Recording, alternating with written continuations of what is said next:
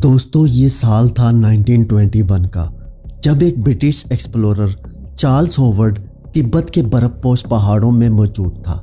ये यहाँ एक एक्सपीडिशन पर था। चार्ल्स एक पहाड़ पर था जिसका नाम लाकपा ला है और यहाँ इसने एक अजीब मंजर देखा। इसे पहाड़ की बर्फ में कदमों के बड़े बड़े निशान नजर आए। चार्ल्स के मुताबिक ये निशान ऐसे थे जैसे कोई इंसान नुमा जानवर बर्फ में चला हो। बाद में इसको तिब्बत के लोकल लोगों ने एक ऐसी बात बताई जिसको सुनकर ये हैरान रह गया। तिब्बत के लोग मानते थे कि बर्फपोश पहाड़ों में एक अजीब सी मखलूक रहती है। इसका कद 20 फीट तक लंबा हो सकता है। इसके जिस्म पर बड़े बड़े बाल हैं और ये क्रिएचर तिब्बत के ऊंचे पहाड़ों में बर्फ में छुप कर रहते हैं। तिब्बत में कई लोगों ने इसको देखने का दावा भी किया था। वहाँ के लोग इसको येटी कहते थे।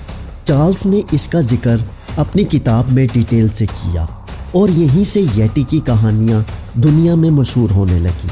ऐसे अजीब इंसान नुमा जानवर जो तिब्बत और नेपाल में हिमालय के बर्फपोश पहाड़ों में रहते हैं। दोस्तों 1951 में एक और एक्सप्लोरर एरिक शेप्टन ने भी पहाड़ों पर कुछ अजीब कदमों के निशानात देखे जो 12 से 15 इंचेस लंबे थे।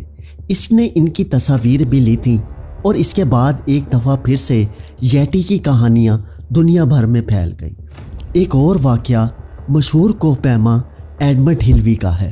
ये माउंट एवरेस्ट पर मौजूद था जब इसे 19,000 फीट की बुलंदी पर एक जानवर का लंबा सा बाल नज़र आया। इसे भी यही लगा कि ये येटी का बाल है। हिमालय में जाने वाले कई माउंटेनियर्स को वहाँ से ऊंची और अजीब किस्म की आवाज़ें भी सुनाई दे रही थी और इन आवाज़ों को भी येटी की आवाज़ कहा गया। उस वक्त लोग येटी को ढूंढने के लिए इन पहाड़ों पर टीम्स के साथ जाना शुरू हो गए। दोस्तों येटी की कहानियाँ इतनी फैल गई थी कि 1951 में येटी के हवाले से बाकायदा एक कानून बना दिया गया कि किसी ने इसको मारना नहीं है और इसको ज़िंदा पकड़ने की कोशिश करनी है। लोग येटी को ढूंढने के लिए बाकायदा गवर्नमेंट को फीस अदा करते थे, यानी ये अच्छा खासा कारोबार बन गया था। लेकिन मसला ये था कि नेपाल और तिब्बत के बुलंदो बाला और बर्फपोश पहाड़ों में जाकर येटी की खोज लगाना बहुत मुश्किल और महंगा काम था। दोस्तों ये साल था 1974 का, जब नेपाल के गांव में एक लड़की अपने मवेशियों को चराने गई हुई थी। जब इसके मुताबिक एक येटी ने इस पर हमला कर दिया। गांव वालों को इस लड़की के मवेशियों की लाशें मिली थी जिनकी गर्दनें टूटी हुई थी। अब ऐसा इनका दावा था, हो सकता है ये किसी जानवर का काम हो।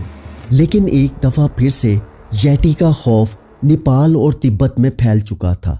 वीडियो के आखिरी हिस्से में अब येटी की असलियत जानने की कोशिश करते हैं। क्या येटी वाकई में होता है या सिर्फ कहानियाँ बनी हुई हैं? दोस्तों इसके लिए हमें चलना पड़ेगा 1980s में। इस वक्त एक आदमी होता था जिसका नाम राइमहोल्ड मेसनर था। इसको येटी को तलाश करने का जुनून था। इसने येटी को देखने का दावा भी किया था, लेकिन इसने एक ऐसी बात कही जो शायद येटी की मिस्ट्री को सॉल्व कर देती है। मेसनर ने कहा था कि येटी दरअसल एक ऐसा भालू है जिसको हम अभी नहीं जानते। ये बेहद ऊंचे पहाड़ों में बर्फ में रहते हैं और येटी एक ब्राउन बेयर और एक पोलर बेयर यानी बर्फानी भालू का क्रॉस है। दोस्तों इंटरेस्टिंग बात यह है कि साइंस भी आज यही कहती है। जो बाल और हड्डियां वगैरह पहाड़ों से मिली थी जिनको कहा गया कि वो येटी की हैं, वो दरअसल भालुओं के बाल और हड्डियां थी। यानी पूरा मुमकिन है कि येटी एक्चुअली भालू की ही एक किस्म है जो बर्फानी पहाड़ों में कहीं रहती है और लोगों ने इसको क्या से क्या बना दिया। बहरहाल हकीकत अल्लाह ताला जानता है, लेकिन आज भी करोड़ों लोग येटी के होने पर पूरा यकीन रखते हैं।